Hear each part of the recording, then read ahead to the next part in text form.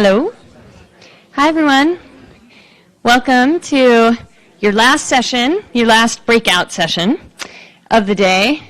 Is everyone feeling tired? A little bit tired? I feel like it's been an amazing, amazing conference. So much to take in. And you get to the end, and it's a little bit hard, I think, to open up some brain space for what remains. But let's try to wipe the palate clean, the intellectual palate clean. Try to keep some openness for what we have here today, because we have some really good speakers, and I'm really excited for them to be here. My name's Carri Hulet. I'm with the Consensus Building Institute and also the Climigration Network, which is a group of people who connect with each other on this topic. So if you are interested in remaining in contact with others who want to continue talking about managed and unmanaged retreat, then you can just go to our website at climigration.org, and it's spelled as you would expect, with the I instead of the A, of I for migration instead of the A of climate, right? Climigration. So we are going to kick it off today with our first speaker, David Eisenhauer. And David, I'll let you introduce yourself and jump into your presentation. Thanks.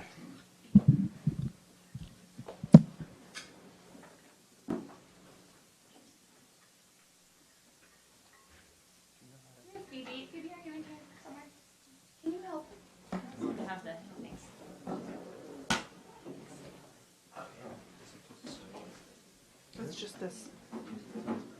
Okay. Yeah, a little off.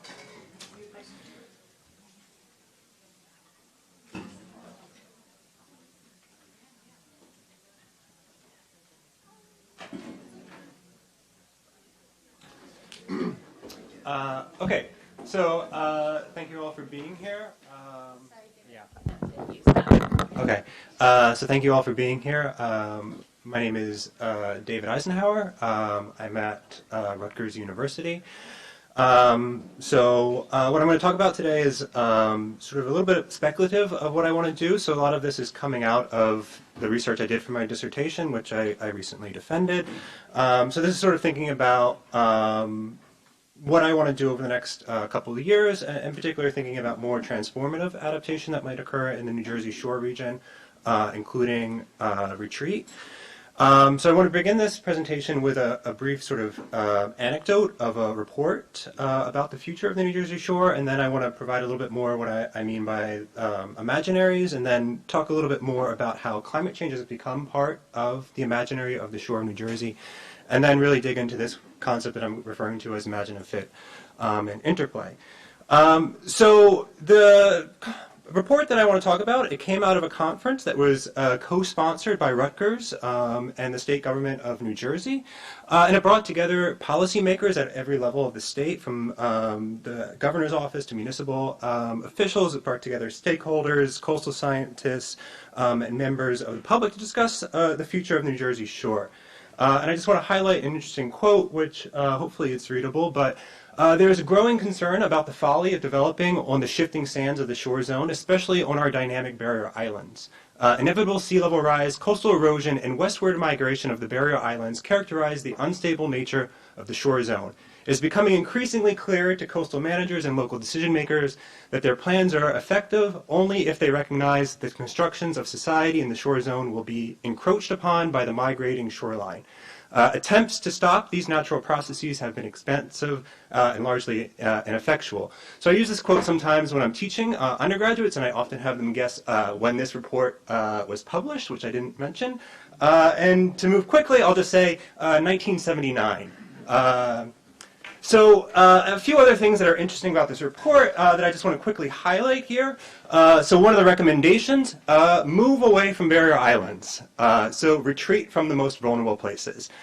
Create plans that use disasters as windows of opportunity. So create plans that when something, a disaster strikes, we can create new planning that's sort of responds to that experience. And also the notion, right, that flood insurance is creating perverse incentives in the flood zone, particularly in coastal areas, by subsidizing development.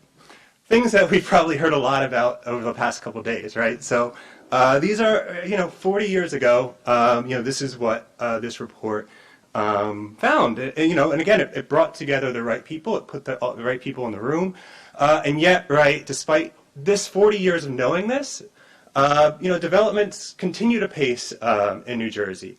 In fact, it's probably worse now than it was then. A lot of different rating systems of coastal development for climate change constantly rank New Jersey as among the worst states in the country, along with Texas and places like Alabama, much worse than neighboring states like New York or Maryland. And another thing is political support for retreat. It's probably shrunk. We're now a few years into Governor Murphy's administration, so I don't want to maybe critique him too much, but even then, I find it a little bit hard to imagine that he would put his name on a report that said we need to move away from barrier islands, as Governor Byrne did 40 years ago. So one of the things that I did in my dissertation is look at how this has happened, right? How has development continued apace in a coastal area where even longer than 40 years ago we knew this was a bad idea. You can look at reports from the early 1920s that really highlights this problem of coastal erosion. So what I want to highlight is this notion of socio-technical imaginaries. This is developed by Sheila Jasanoff. And sort of this, what she defines this as the collectively held, institutionally stabilized, and publicly performed visions of desirable futures, animated by the shared understandings of forms of social life and social order attainable through and supportive of advances in science and technology. And so in the coastal area of New Jersey, what I've really found is there's this idea that we can continue to protect private property through engineered solutions, through public policy, insurance schemes, and so forth. And really what needs to be protected is private property at the most. And again, this isn't necessarily a new notion that private property needs to be protected in New Jersey. Again, you can read reports from the 60s and 70s. Maybe a few people are familiar with Orrin Pilkey, the coastal scientist, who in the 1960s and 70s very dismissively referred to this as the New Jersey-ification of the America's shore. But there's this idea that we can continue to protect private property through technology. And so here we have a vision of Seabright, which is at the very, very northern tip of the Jersey Shore. So here we have a picture from 1950. You can't really tell in this picture, but there is no shore in this picture. And until about the early 1990s, there was no shore in Seabright until the Army Corps of Engineers changed that. And so now there is a shore, but it takes constant maintenance. And Seabright itself is a few miles long. It does get a little bit wider towards the southern end, but not very much wider. Here we have, in the 1920s, Asbury Park. A few of us might have been there. No shore in Asbury Park. The state came in, built these jetties, and again, we have a shore in Asbury Park today. But again, it relies heavily on beach nourishment. So in the past couple of decades, more than $1 billion has been spent in New Jersey to nourish our beaches. And these beaches typically only last a few years. In this case, earlier this year, Point Pleasant, New Jersey lost their beach in a matter of a few months. It washed away. So this is a very short-term solution. So in this context, I spent the last couple years talking to a lot of different municipal staff members and elected officials, and none of them deny the reality of climate change. In particular, I worked with municipalities that were targeted by initiatives to provide them with tailored and usable climate information. So maybe it's not a surprise that they accept climate change. They're very willing to talk about multiple feet of sea level rise happening over the coming decades and by the end of this century. So they accept that climate change is happening, yet they continue to think that coastal communities will continue to persist despite that reality, again, which they accept. And so a lot of the people I spoke to sort of talked about the future as up in the air. Someone literally told me what their vision of the future is up in the air. And so I was like, well, I guess this means they're not sure what the future will hold. But I quickly realized actually they were being literal. The future is up in the air for the Jersey Shore. So they imagine, right, buildings are going to be elevated. Here we have a tower that's almost completed now in Asbury Park. But even a more sort of extreme example of this is I spoke to some people working on a barrier island community.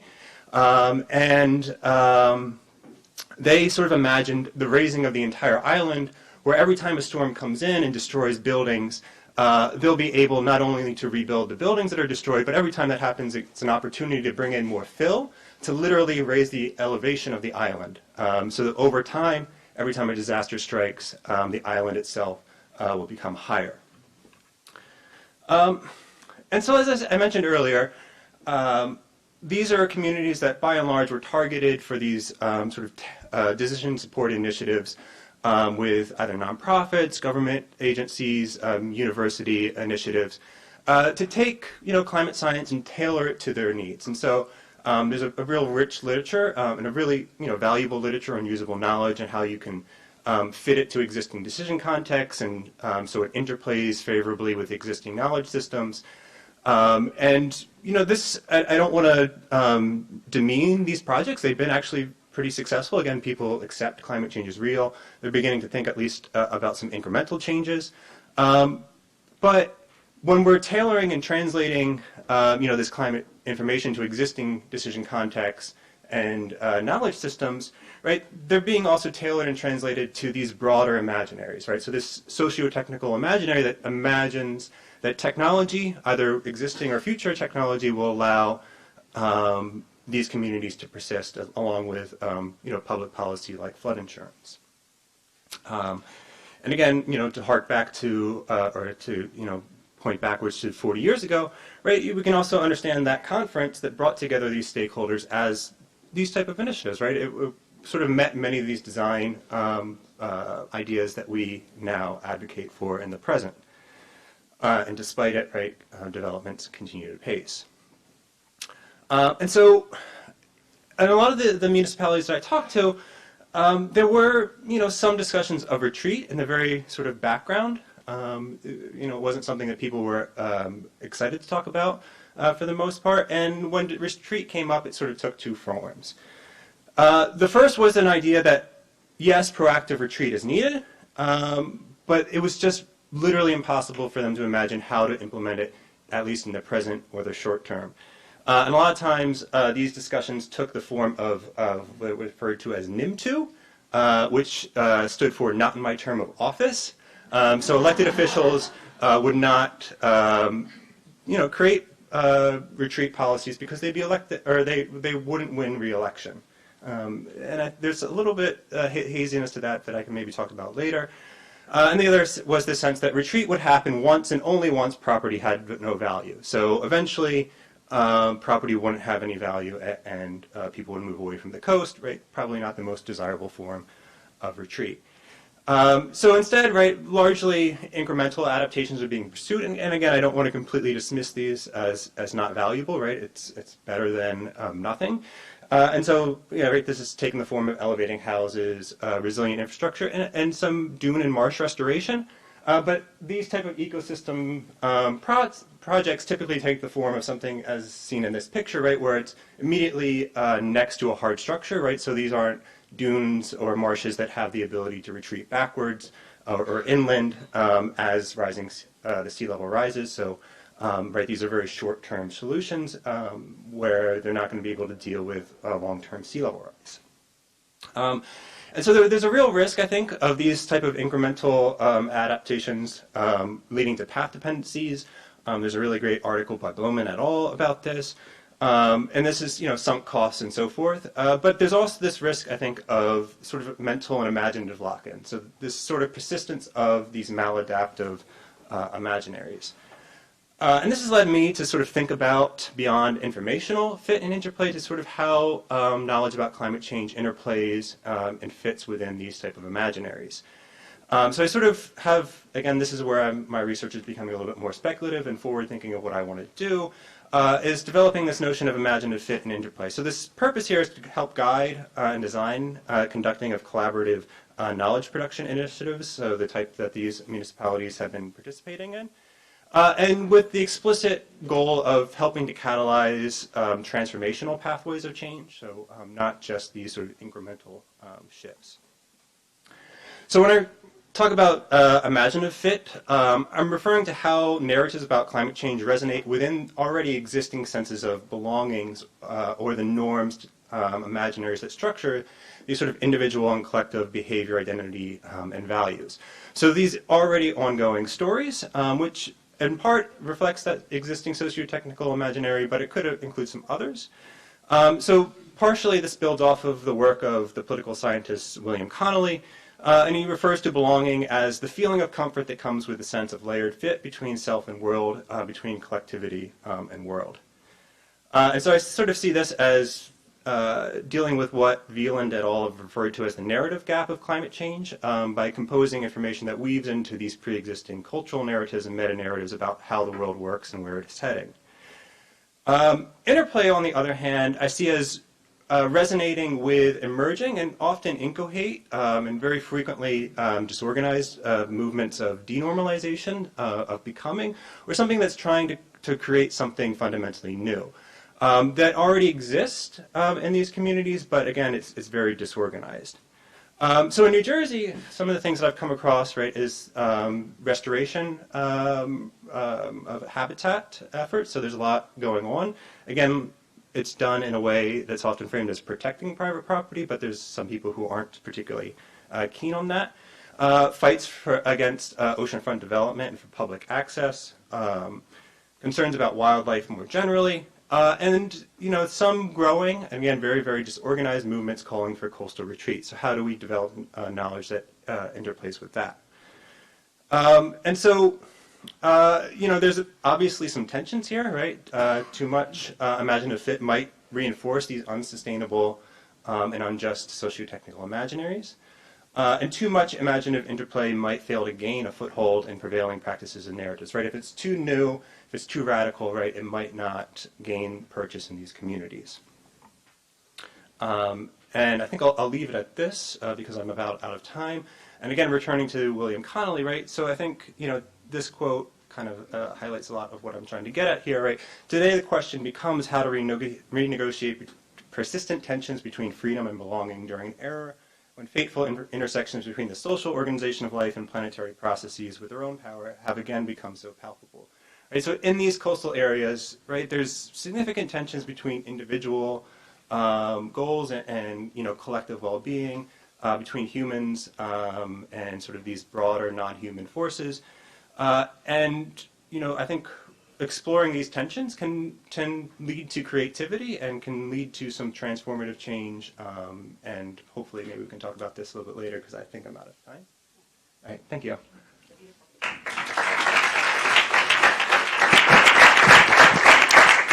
Thank you, David. That was really, really interesting. What a beautiful presentation. So, Kelly, Collyn, are you going to join, or just Kelly? Both. All right. So we've got Kelly Main and Collyn Chan, and I'll let them introduce themselves. So.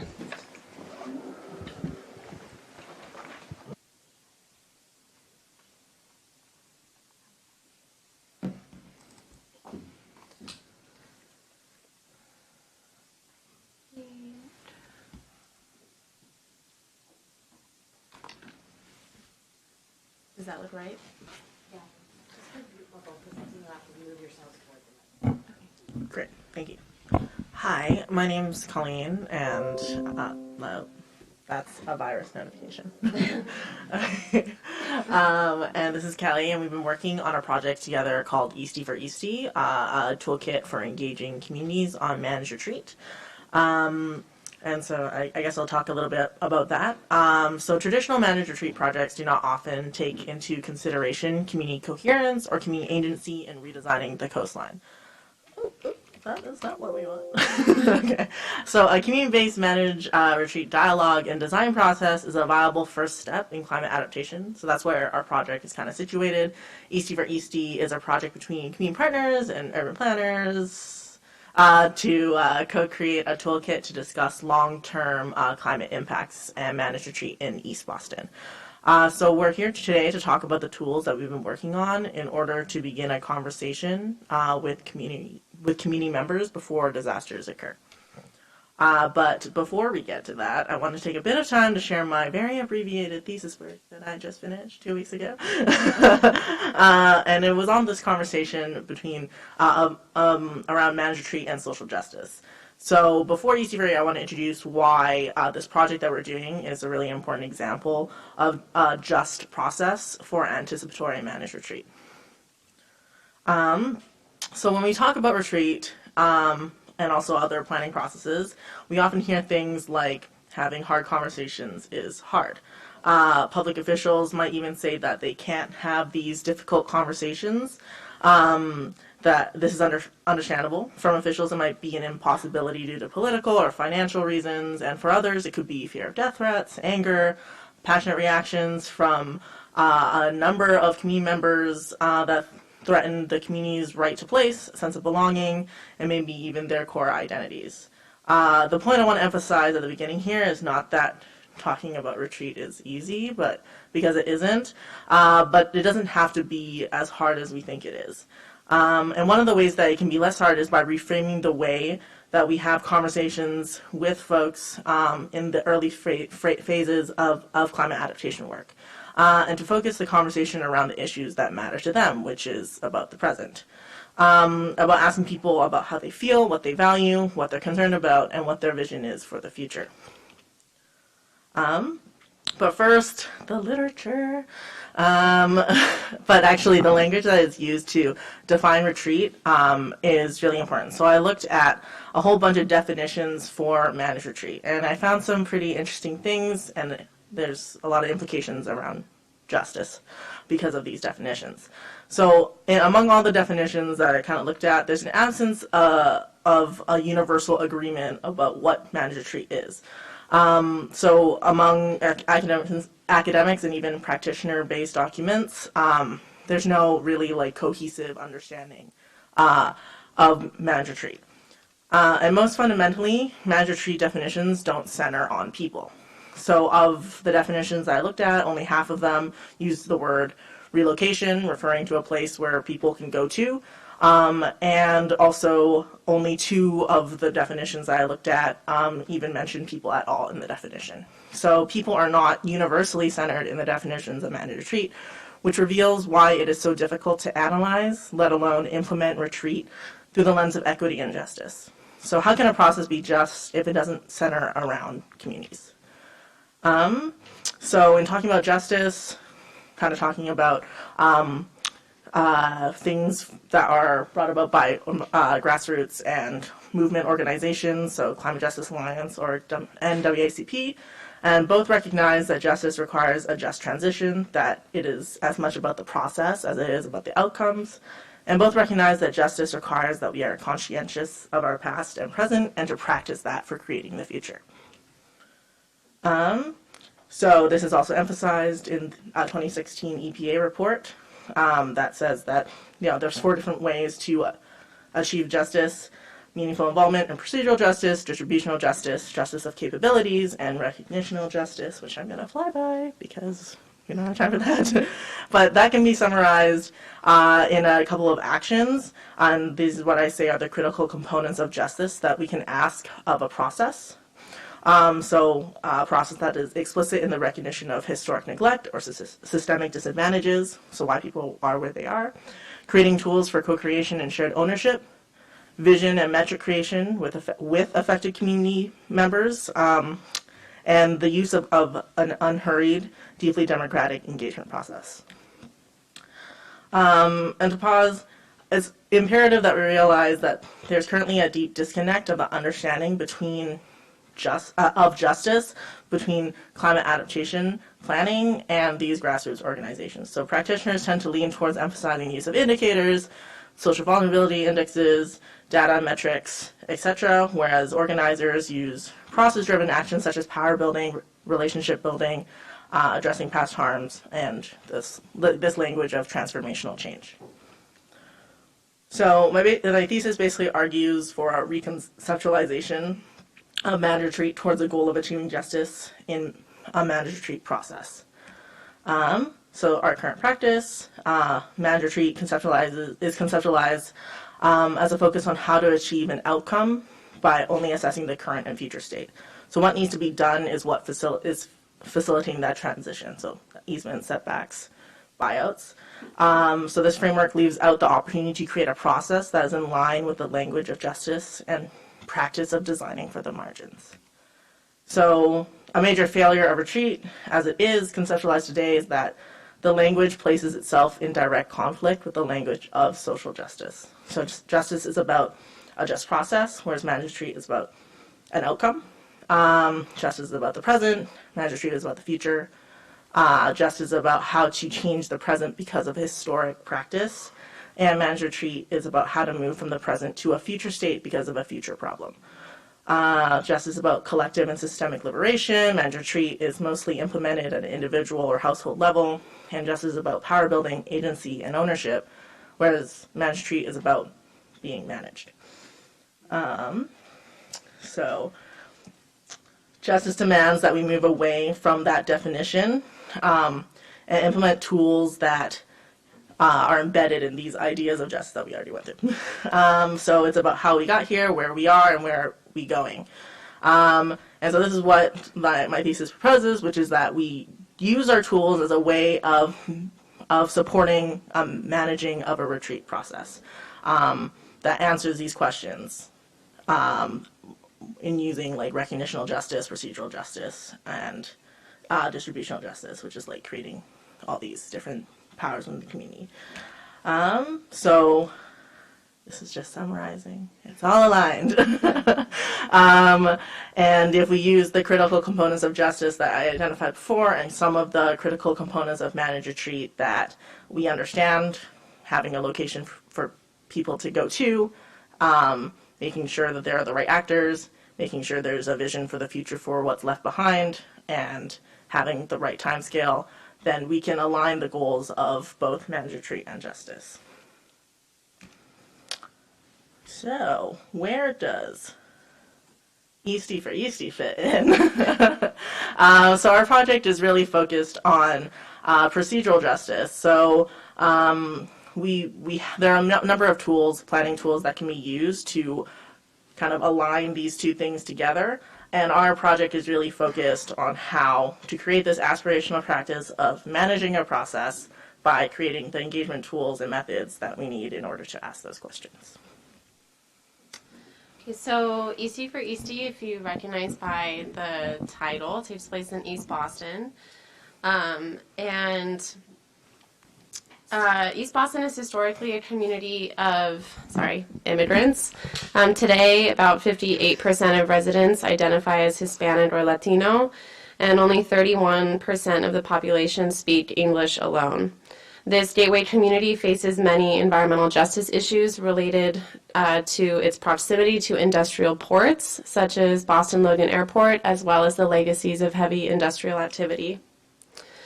And like many coastal areas of the U.S., Boston is experiencing a number of extreme climate events almost every year, but in recent years, including a series of devastating winter storms. And by 2070, 50% of East Boston will be in the 100-year flood zone. This is a photo. This is Kanan, right? Yeah, so this is a photo of one of our teammates who's a resident of East Boston kayaking through the streets of downtown East Boston 2 years ago during a winter storm event. And some households in Eastie can feel this today, not just because of flooding, but by seeing their flood insurance premiums triple in the last 5 years alone. And to make matters more complicated in East Boston, Eastie is one of the most rapidly changing neighborhoods in the city. It's currently projected to receive almost 20% of all housing units built in Boston by 2030. This increasing housing demand is exacerbating housing burden for residents today, where 43% of households already pay more than 30% of their income for housing. So Eastie residents are already finding it difficult to access affordable housing options, and these pressures will only increase due to the impacts of climate change. So with these two threats, a lack of affordable housing in addition to environmental risk, we've been asking the question, where should Eastie residents go? Will Eastie residents want to move, and if so, where might they want to go? So the project we've been working on that Collyn introduced is called Eastie for Eastie, a community toolkit for managed retreat. And it centers around 4 pillars. We've been employing a participatory design process with a number of community partners to co-create design and policy proposals that Eastie can use to either stay in place, preserve or increase housing availability, and also minimize climate-related risk. So in addition to talking with the community about their vision for the future, we're also engaging in a deeply iterative and experimentational design process on our own team, constantly reflecting on what we did and updating our tools to adapt to the feedback we're receiving from the community. And just to reemphasize quickly what Collyn was mentioning, we see the work that we're doing in Eastie for Eastie as an extension of this procedural justice framework. So an explicit recognition. We're very focused on the community that we're talking to. All of the information that we have available is bilingual. It's in English and in Spanish. There's shared ownership. We are partnering with local organizations. Co-creation of vision means that we have interactive design and games for multiple users of different ages and backgrounds, and deep democracy and unhurried engagement, which means that we're asking the questions that people have now rather than responding to an event in the future. So we've developed a bunch of different engagement tools, and Collyn will go through these in a minute, but broadly speaking, we have low commitment passive activities for general learning and education. And we also have high commitment, high learning, more active tools as well, which Collyn will now go over. Right. Okay. So yes, very quickly. One of the things that we focused on is having tools that were focused on education and information. So on our website and at our events, we had multilingual information on the basics of managed retreat and some case studies. So these are just an introduction for people to understand where we are coming from, and just a general education about why this might be considered. So this is like very high level understanding of managed retreat. We also did asset mapping, so when we went to events or did tabling, we showed folks the floodplain maps and asked them to identify the places in East Boston that they care about to build awareness around vulnerabilities and risks around their homes, but also around places that are important to them. And we also had this as an online tool as well, as you can see in the right corner. We went through emergency preparedness situations, and a lot of people had a lot of questions around this, and people shared a lot of their experiences, and also had really great questions and thoughts as a result of us asking them about what they would consider doing during an emergency situation. We also experimented with different values-based questions, like scenarios, which got at trade-offs between different adaptation options, such as, you know, where would they take a buyout, or would they stay in place? All of that stuff. We made a card game. It was about collective action. We have 1 minute left, so we're going to go through this really quickly. We made a 3D model, and we thought it was really helpful for people to think about the spatial consequences of retreat. It was very low cost, and we built it using very low cost tools, and we had magnetic blocks for people to move around. And there's different ways to play this game in order to get at these different questions that people were considering for both themselves and for the future. All the way around. This is someone playing a game. It was great. We did a lot of things. And we learned a lot of stuff. Would you like to go over this? Yeah, really quickly, some things we learned. Trust really comes first. So we've been doing this for a year, but we will continue as we build relationships with other organizations. Learning along the way is really important when we're talking about new ideas and we don't really know what works and how to talk to people. We must constantly be iterating. People do really respond to concerns about the present, and people want to know what's going to happen in the future based off of how they're feeling in the present, so framing questions that way is really helpful. And the other thing, we did meet with the city of Boston, and they said, oh, we know we should be doing this, but we can't have that conversation. People don't want to talk about that. When we went to the community, we found out that that's actually not the case. So if they're not afraid of having the conversation, why are we as officials and planners? And then we realized it was a lot easier to talk about retreat as a collective problem rather than an individual problem. So if you frame it as a community problem, something about making those decisions together builds a collective agency that people are much more willing to talk about. And lastly, manage retreat is a really new concept for people on the ground.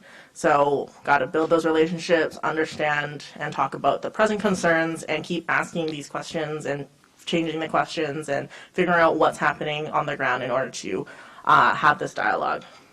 So I hope you can handle that. Wonderful. Thank you.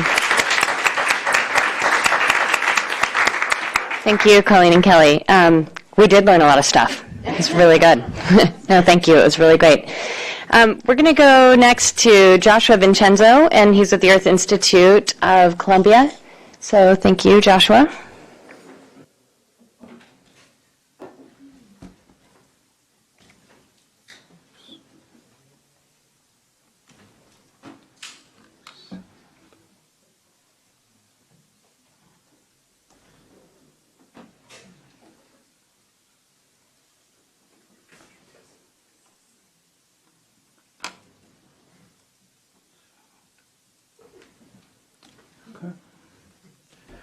Well, thank you, everybody, and I want to congratulate you, too, for making it to the end of the third day here of our retreat, of our conference here on Managed Retreat. My name is Josh DeVincenzo. I'm going to be focusing our time, and I'm really glad that I actually get to have this conversation on the tail end now that we've acquired new information that I'm sure we're very eager to go out and share, potential collaborations, future papers that I'm sure will lead to exceptional work. But I want to address a group that's not in the room and a group that hasn't been in the room the past 3 days. And that's the group of people that are very far removed from ideas of managed retreat and the concepts of managed retreat, even and perhaps might be still grappling with the ideas of global warming. And that is going to be a public focus on how we can design these tools for climate change risk communications for the public learning needs and capacities.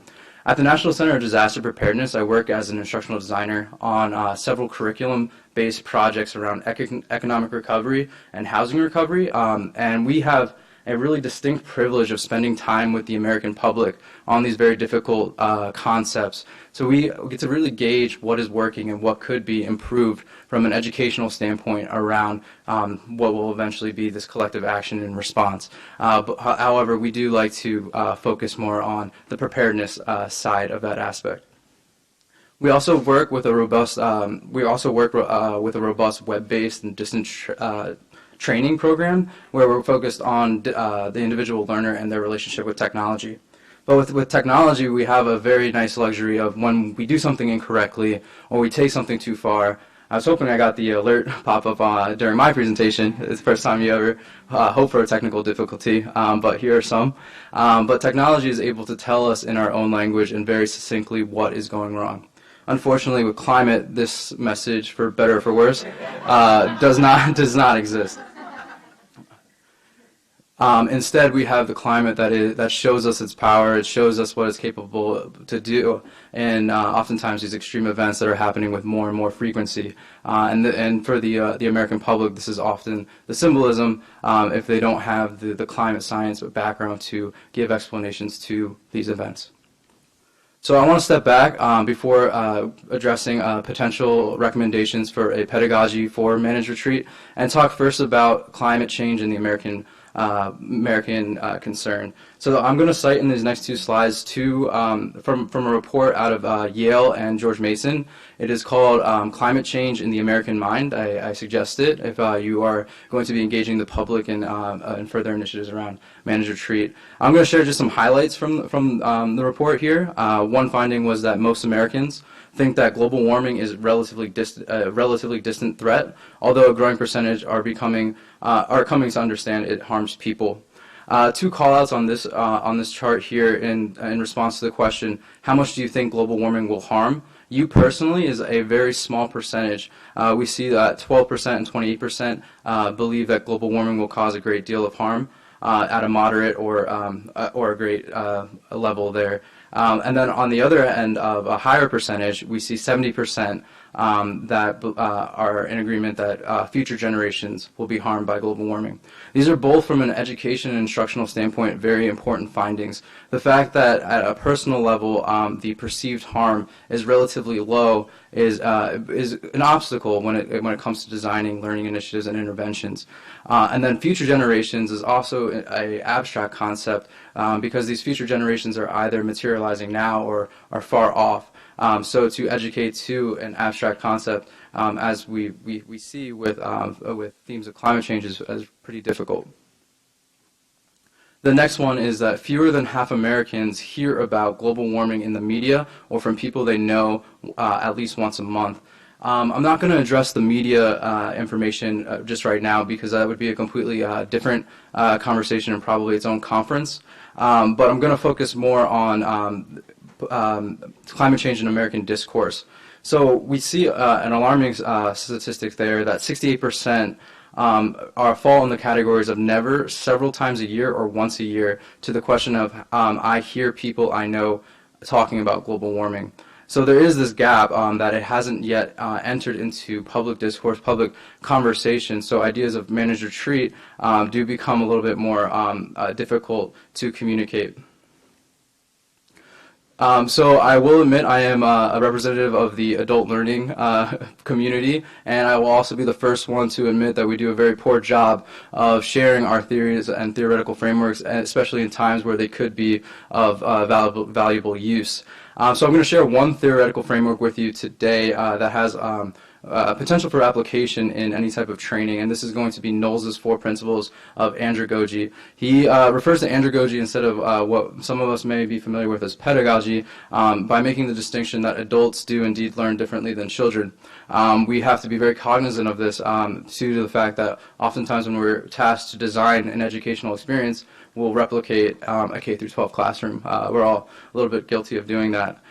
So the 4 principles, and I'll explain why in a brief analysis of why they're in different colors. The first one here is that adults need to be involved into the planning and evaluation of their instruction.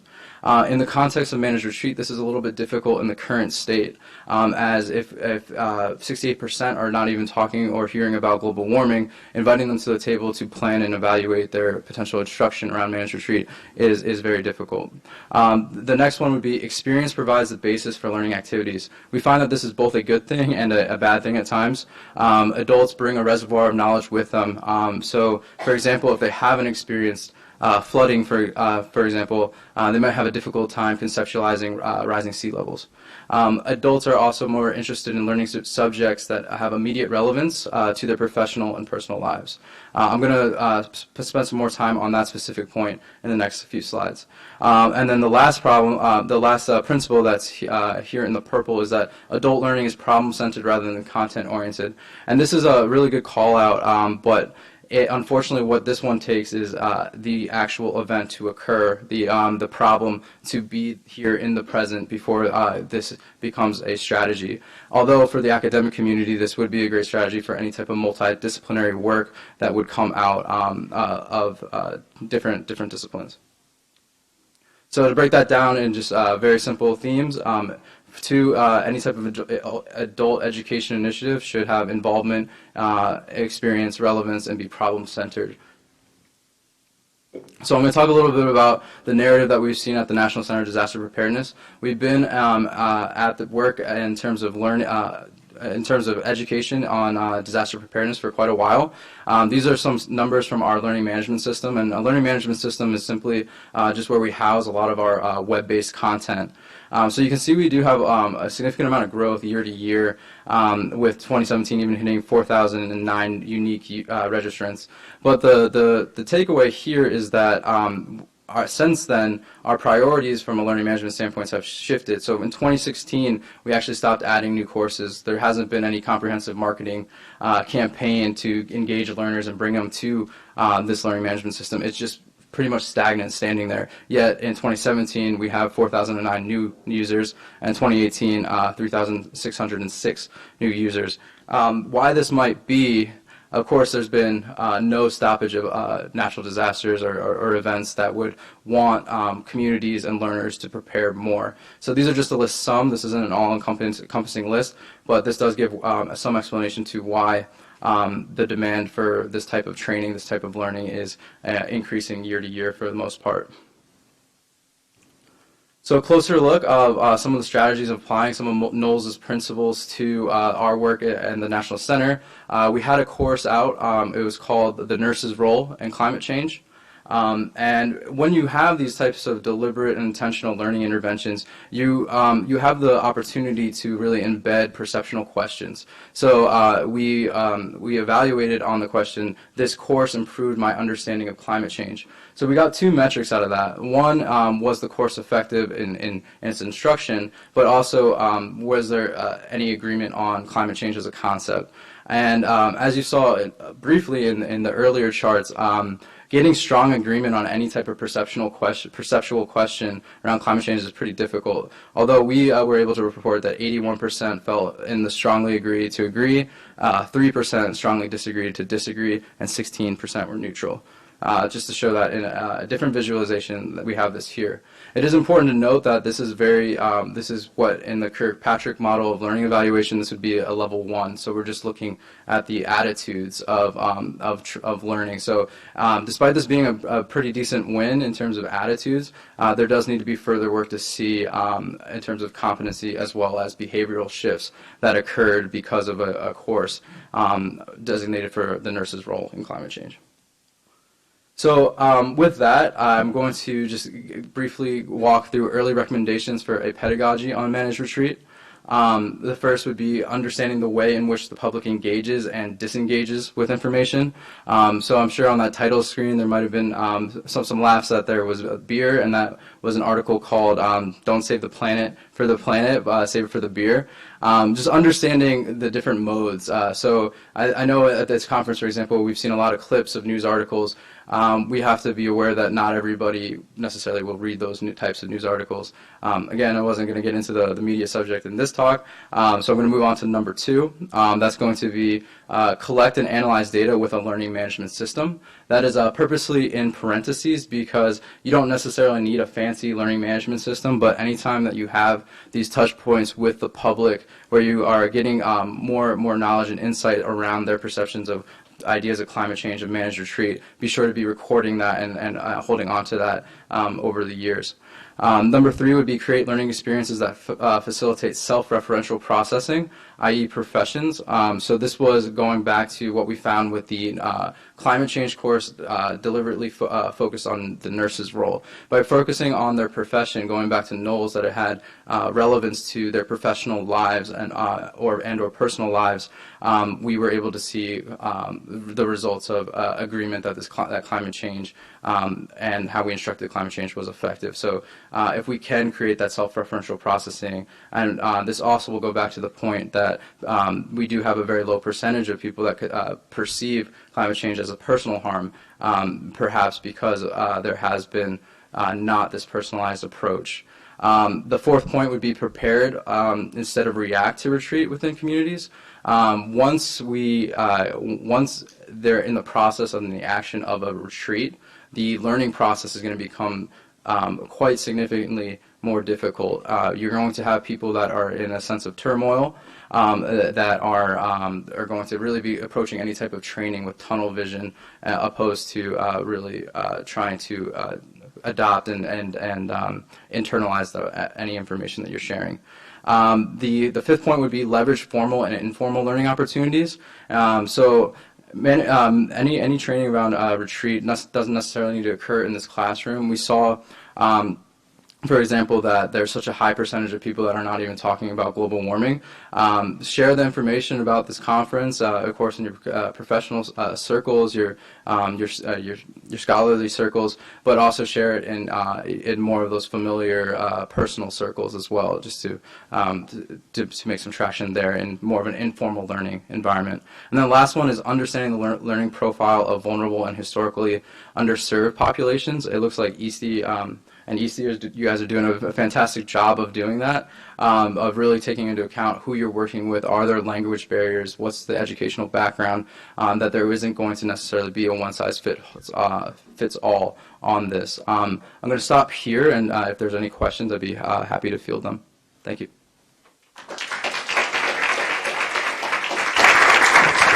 You guys will just wait. Does anyone have a question for Joshua? We have a couple more minutes. Yeah. There was Can you use the mic so everyone can hear you? Thanks. There was an educational theorist about 10 years ago, Larry Cuban, who suggested that learning with technology is primarily focused on efficiency rather than transformational learning. I was wondering if, for Josh and the other groups as well, if there's any new technologies that you think are transformational in terms of having people reconceive of their sea level rise and their reaction to it. Yeah, I think that's an excellent question. Technology, as was mentioned in the distance learning program, is really opening doors to a new audience around these themes, specific to sea level rise and some technologies in that regard. I think there's a lot in terms of the GIS mapping tools if we are able to really manage them in a way that's more accessible to a larger group of people. So if someone is staring at a GIS map for the first time ever, will they be able to navigate and get the data points that they need? And I think there are technologies out there right now, like a walk me type of technology that could really go from point A to point B in terms of the mapping technology tools, and so anybody could use them. I think that's a gap and a huge opportunity to address anything around sea level rise for the public. That's great. Thank you. Thanks so much, Joshua.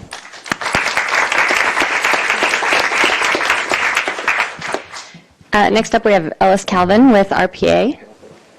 Thanks, Ellis.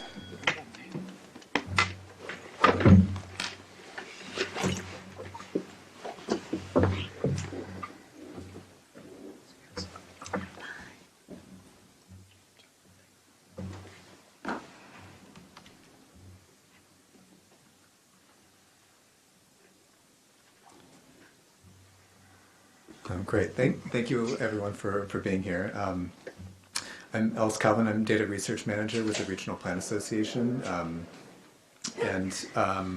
What I am hoping to get at with this presentation is one of the points that Suzanne Moser made in the opening plenary yesterday about starting the conversation as soon as possible, in any way possible, so we can, and using that to buy time and think of this as part of a longer term. And thinking of this as a longer term process. So I'm going to talk about the kind of context at which at Regional Plan Association we're coming to this with the thinking of an adaptation toolbox, and then talk about a case study of one particular project where we helped a couple of communities develop long-term adaptation visions. So to give some background, the Regional Plan Association, we're a nearly 100-year-old nonprofit organization in the New York tri-state region. We were dedicated to making the region a more equitable, sustainable, prosperous, and healthy place. And it's our business to deal with the urban and environmental systems that cross municipal and state boundaries, understanding that it's all connected. We about once in a generation we formulate these long-term plans. We just completed our 4th regional plan in 2017. And I think it's fair to say that there's no issue that loomed larger than climate change in this particular plan. So we've been doing a lot of work around different aspects of climate change adaptation, everything from building climate change adaptation capacity to looking at the adapting coastal ecosystems, looking at regional governance models and resilience funding, and of course retreat. And I think I don't need to tell anyone here this, that the complete adaptation toolbox must include retreat, but I might reframe it for this audience that I think in order to talk about managed retreat, it should be in the context of a complete adaptation toolbox. And I think that's important for reasons that I'll get into in a bit. So I think when we talk about managed retreat and we look at the kind of examples that we have to point to, the case studies, things like Staten Island, which this is a photo, it's even in these what we think of as somewhat successful case studies, it's not a very inspirational vision, and it's hard. So it's hard to get that that conversation started with other communities when this is kind of the what could be the future of their community. So I think when you put it in the context of a larger adaptation toolbox about looking at how managed retreat can be combined with other types of strategies, whether it's wetlands restoration or other types of infrastructure, whether it's flood mitigation infrastructure or new kinds of amenities, you can start to create a more inspirational vision that makes it easier to get the conversation started. Even if it's a vision that radically transforms the community or even unrecognizably transforms, it's still something potentially inspiring. So in the work we've done around managed retreat, there are some principles, for lack of a better word, that we've developed. I think the first one, not as much recently, but certainly a few years ago, there were a lot of questions about why are you talking about retreat? And I think it's because, as we've heard a lot, that in many places the alternative to managed retreat is unmanaged retreat. Also, that managed retreat should be thought of more of a long-term adaptation strategy rather than a short-term recovery strategy. So bringing the timeline into decades instead of months or years. There must be community-driven and not imposed or coerced. Often been asked by colleagues and other people in the planning world, do you have a map showing areas that should retreat? And the answer is no, because we're not in a position to tell communities what they should or shouldn't do.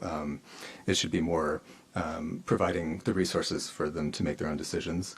And that I think critically it must be integrated into a broader planning strategy involving communities outside the flood zone, and integrated into other planning aspects like affordable housing and environmental conservation, and certainly that the existing programs and institutions are not equipped to deal with the scale that's going to be needed over the coming decades. So now to focus in particular on one project and the kind of community engagement process that we developed that was, I think, very helpful in getting the conversation started about managed retreat.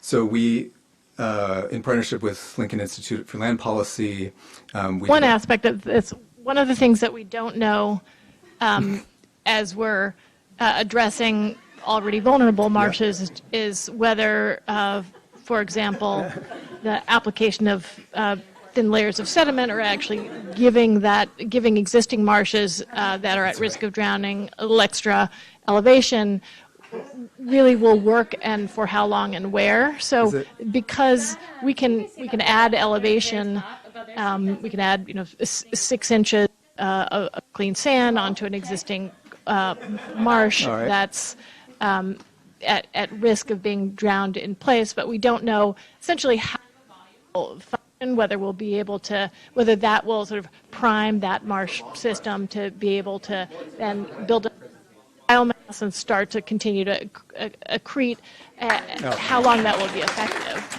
So if we have marshes that are drowning in place, it doesn't really matter if we've got adjacent area to which they can migrate, because we'll still have losing the bulk of the marsh in place, and we'll just get that potential additional benefit. And then I think we've got examples in New York City where we've got pretty low sandy out coastal plain kind of outwash environments where we kind of can easily imagine the migration happening as we kind of would like to see it, or where so in it's this project, easiest to imagine, where you've got kind of coastal scrub shrub on sandy conditions, and you already start to see the high marsh vegetation sort of intermixed. So those areas we have maybe a little bit more confidence in, but as Chris mentioned, we also have a different terrain where we on a barrier don't island, know and as you can see, this map showing whether that transition will happen, and we certainly don't know if the functions that we'd like to see those high marshes offer, like exist in its current form. Continued habitat for salt marsh sparrow will work. So by the time sea levels some of the reach questions. 6 feet, and probably much sooner than that. And the second community was Mastic Beach on Long Island, which, as you can see, is still facing a lot of flooded areas at 6 feet of sea level rise, but there's still quite a bit of upland area, including their downtown commercial area. And as you can imagine, both cities both towns were hit very hard by Sandy, and the process afterwards was very confusing and frustrating for many residents, and kind of led to mixed results in terms of how resilience. In Mastic Beach, for example, there was a buyout program offered, but because of the timing and some other bureaucratic issues, many people had already taken money for elevations, and so they weren't then eligible for the buyout program. So you have areas like this where you have some elevated homes next to homes that haven't been elevated. Even with the elevated homes, you still have septic systems that are in the flood-prone areas, because most of the village is not sewered. And so in some of the so we heard in some of the initial meetings and workshops, we heard about the kinds of issues that they were facing, and the frustrations they were having with becoming more resilient. And I think one interesting anecdote is that we heard from one resident that even if they had to wade through water to get to their home once a week, that was still acceptable. Twice a week, also fine. 3 days a week, that was where the line was drawn. And I think that was illustrative that going into communities, we can't assume what the threshold is for what people can accept. And I think that also points to, in order to keep certain things that they appreciate about why they live where they live,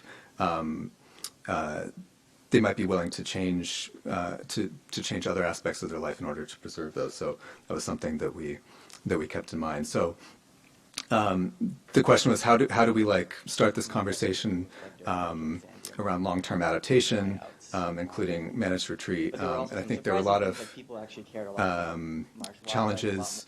A few things are more emotionally charged. As we all know, planning. There was a lot of planning fatigue. They already had several plans that they had been developed and were just sitting on shelves because they had no real direction on how to implement them.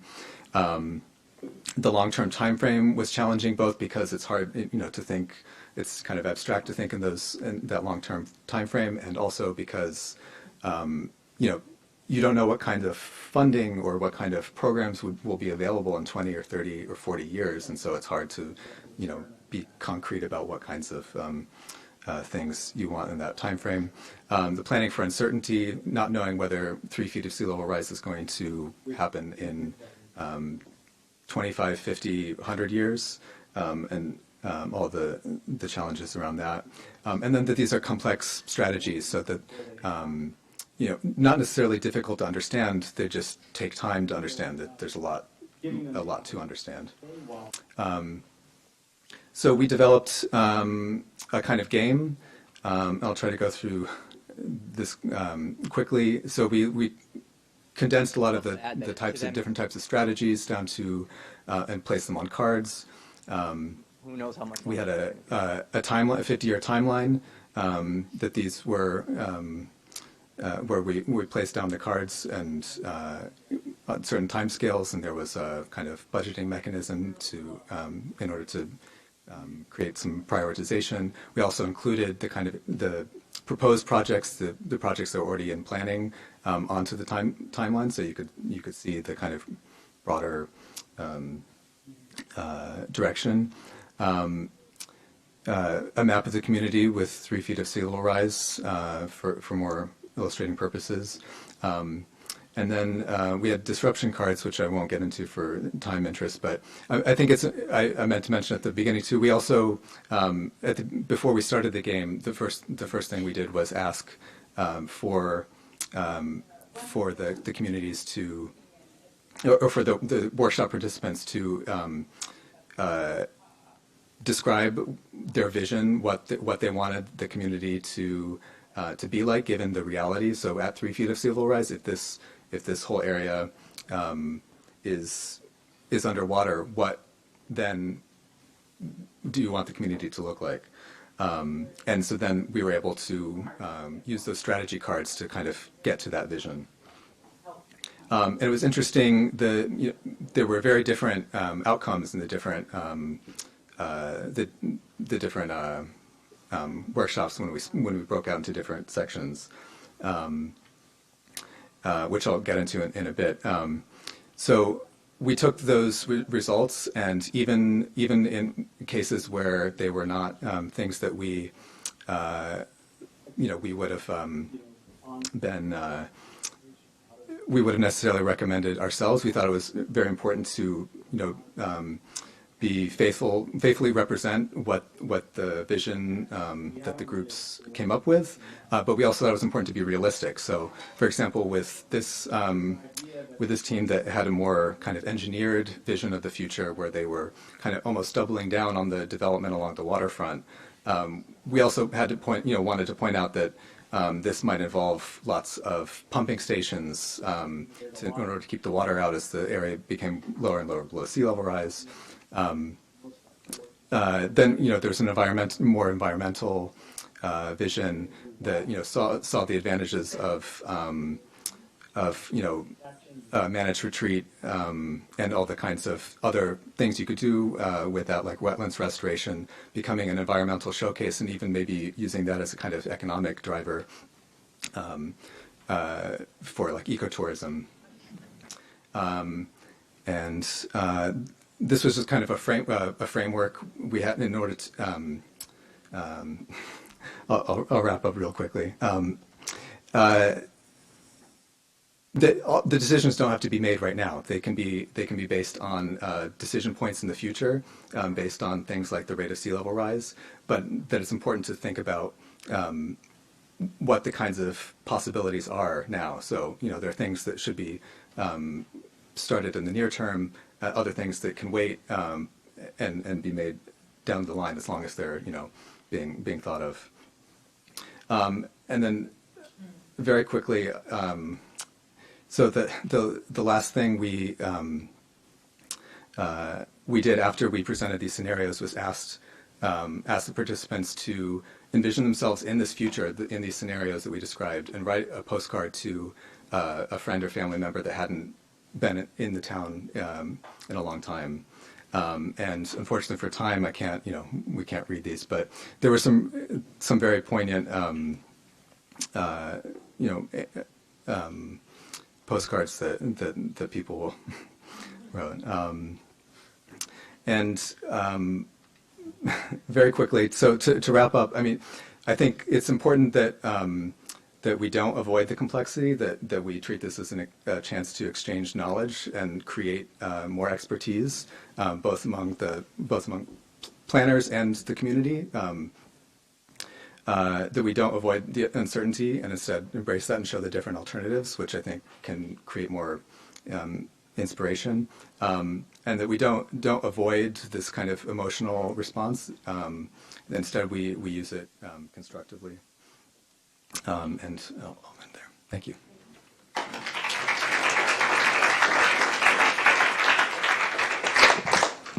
Thank you, Alice. Sorry we didn't have time to read those postcards. It's really interesting.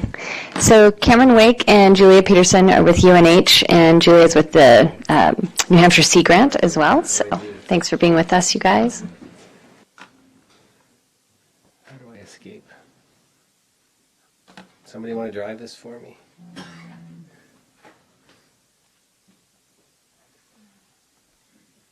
Let's close here. Oh, the X? Okay. That's all right.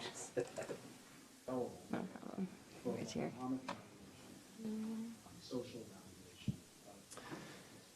All right, well, so thanks for sticking around. It's been a great conference so far. On the final throws here. Yes, okay. I know you know me, don't you? Okay. I'm going to stand here. I'm going to try my best. So I just wanted to ask, how many of you saw our Applied Theater Undercurrents yesterday? All right, excellent. So we're going to talk a lot about that. We're going to talk a little bit about our motivation, a little bit about the process, and a little bit about what the next steps are. The one thing I want to implore you to do is to fill out the survey that is already in your email box.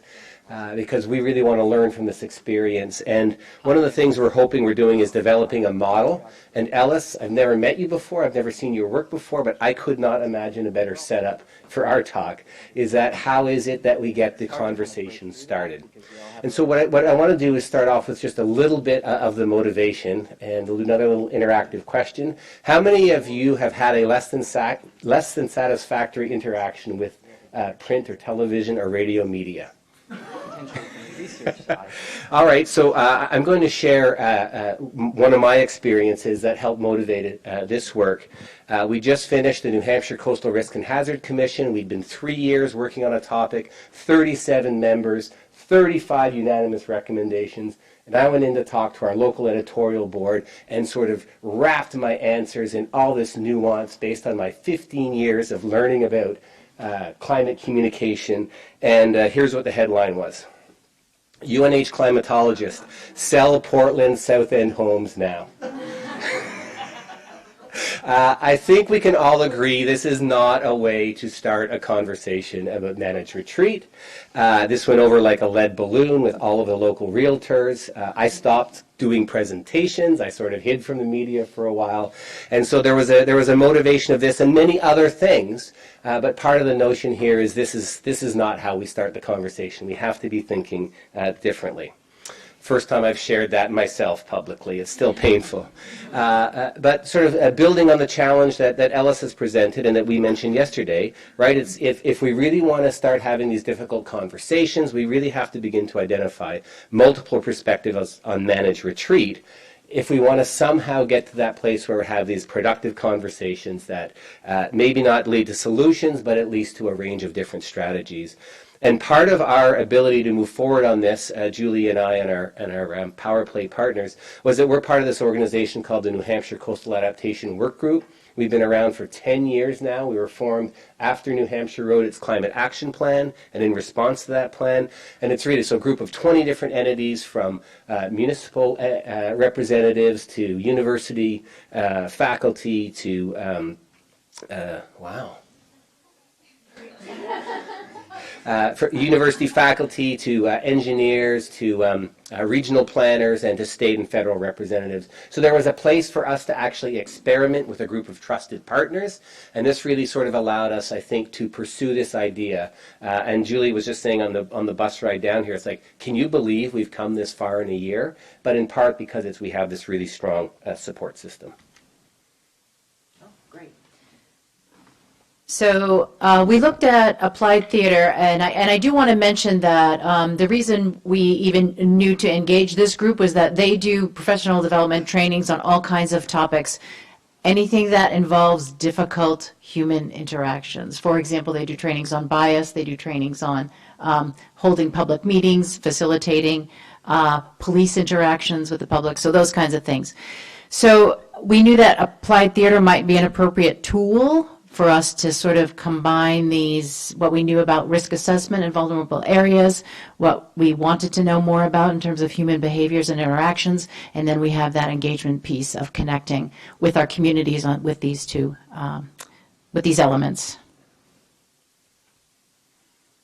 Okay, so one thing about applied theater is that the purpose really was to provide a safe space for us to sort of observe a conversation before we have it. So that's really the idea. And then to, through that observation and then the subsequent interaction that you folks participated in, it generates empathy, helps us to promote, to think about, right? I hope we were thinking about, like, I know someone like that, or I am like that, right? Expose a range of perspectives and to explore. In some of the models, there's actually much more dialogue between the characters. This model uses a monologue type approach, but again, to explore the potential for social interactions and provide that rehearsal, right, for the future of how things might look when people share what's in their hearts and their heads. In terms of the process that we used, once we got the CBI grant, that enabled us to, for the Power Play team actually, to conduct interviews. And I think that's kind of important because, I come from a world where I often work with social scientists, and we go through an IRB and stuff, and we thought about should we, shouldn't we, and they were like, no, this is art, right? We don't need to do that. We're collecting these interviews and this information for a different reason. Although in the future, there's a likelihood that we will probably try to learn more that we can generalize from in terms of conducting some social science. However, so we knew we needed to interview scientists, civic leaders, and residents. You probably recognize those characters.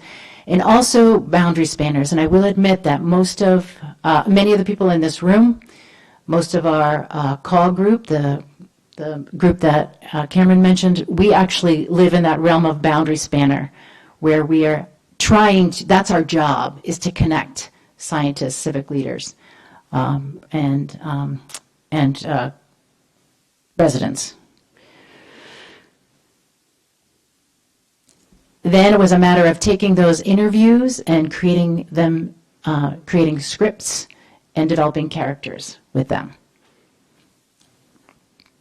And then we were able to pilot our initial version with that call group, and there are no shrinking violets among that group, so we got some great feedback about things we may want to tweak, and we're always gathering that. We continue to gather that as we do these as we have these debuts. So this was our first national debut. Last Friday was our first regional debut at the Maine and New Hampshire Beaches Conference. So do you want to take over? Sure. So we're hoping this is a good model, but again, sort of fill out that little survey and let us know. We've gotten some good feedback so far. So from the input we've got so far, there's this notion that we really need to broaden the scope to include more perspectives. I realized actually when I was listening to the opening session Wednesday night, we've developed a monologue that's about a bunch of privileged white people in coastal New Hampshire, and maybe we might want to broaden that out a little bit more to have some perspectives. And there are other perspectives that we're interested in pursuing. Perhaps there might be somebody that's more sort of, there's some bigger financial pressure or FEMA representative, or so there's money introduced into the monologue. So that sort of hits the second one as well. We want to expand the conversation to address equity and environmental justice issues. That's come out sort of, we knew that, but that's really been reinforced by what we've heard a lot about during this conference. We want to scale up in terms of capacity. So we want to be, sort of more perspectives, but perhaps more actors. And then we want to figure out how it is we transfer this to different audiences in different regions. So we don't want to scale up and make the production bigger, but we want to be able to do it in many other locations. And so if you're in a place where you think you would benefit from this, please feel free to get a hold of us.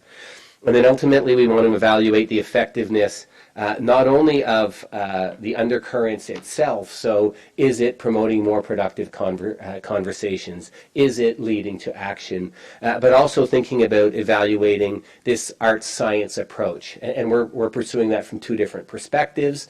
Sort of, is engaging the arts in science sort of broadening their capacity, and is sort of taking a science message through the arts actually improving the communication and the engagement associated with the scientific information. So I think with there we'll stop, and we just had we got time for questions, and so let's take a couple questions, and if you don't ask us questions, we're going to ask you questions.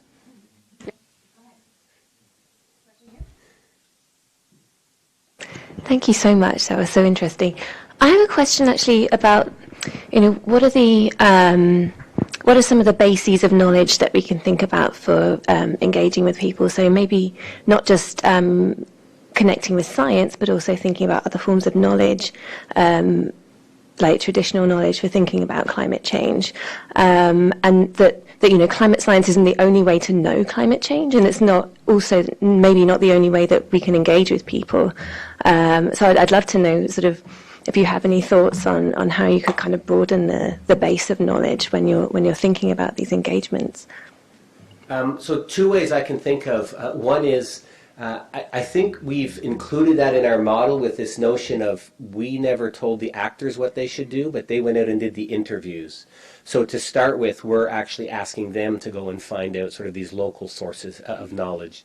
And so I forget what all the questions were, but there were questions along sort of, have you been flooded? What did you do during that flood? So that sort of local understanding of vulnerability.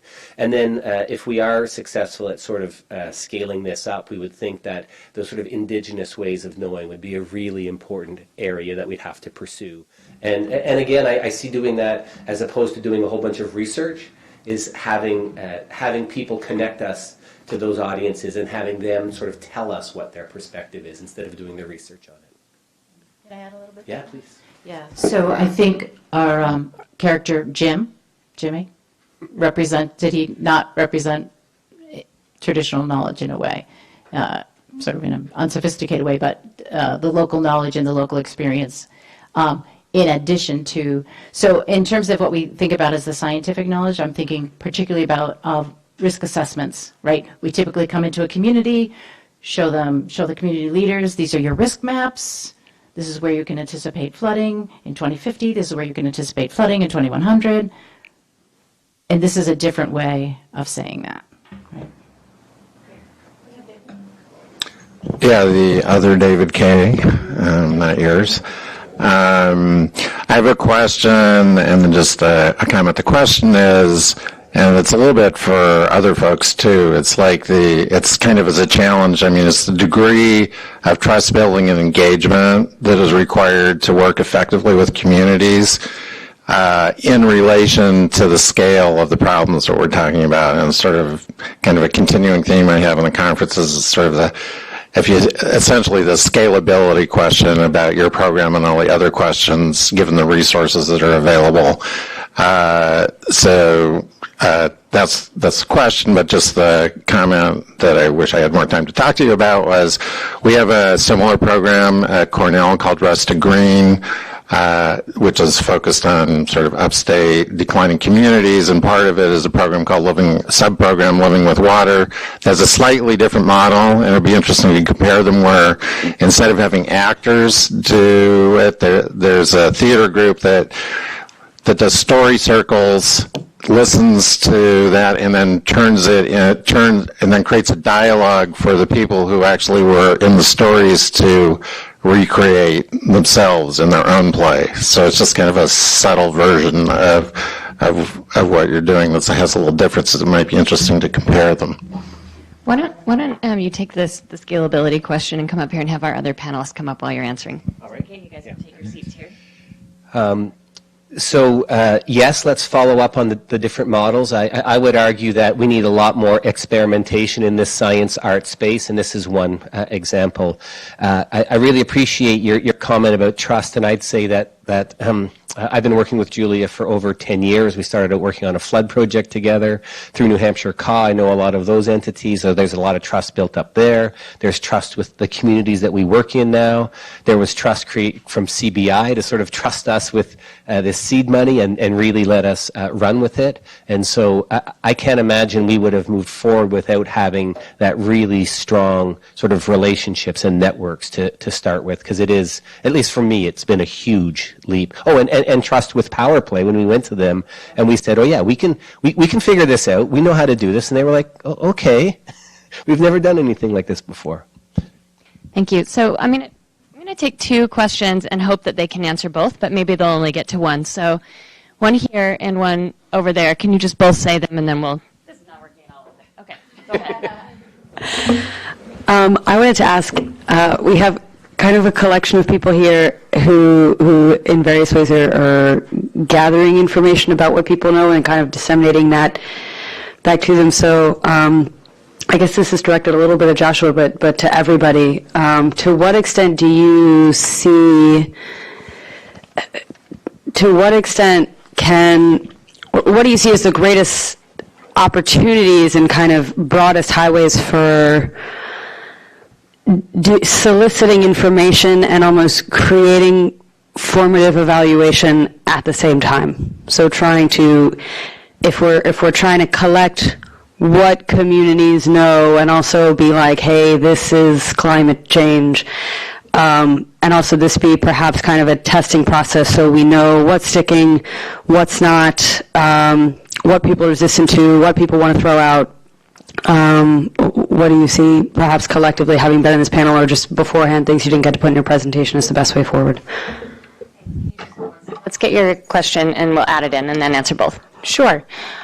So this may be hard to believe, but there are millions of adults, by some estimates, in the U.S. who would have real difficulty reading and comprehending some of the graphs and the blurbs that were presented as a part of these community engagement activities. So how are you factoring in multiple levels of literacy in communities when you structure your engagement activities?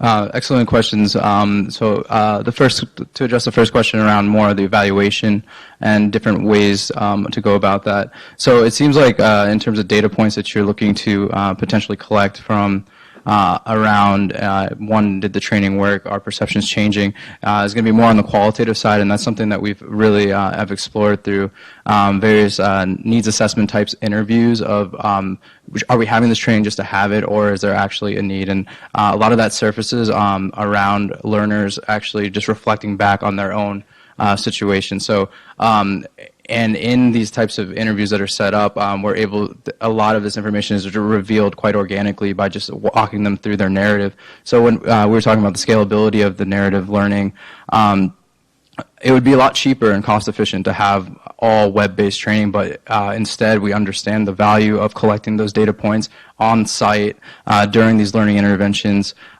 so that it is worth the expense of the flying trainers out there doing these instructor-led trainings still, so you do capture that narrative that is going on.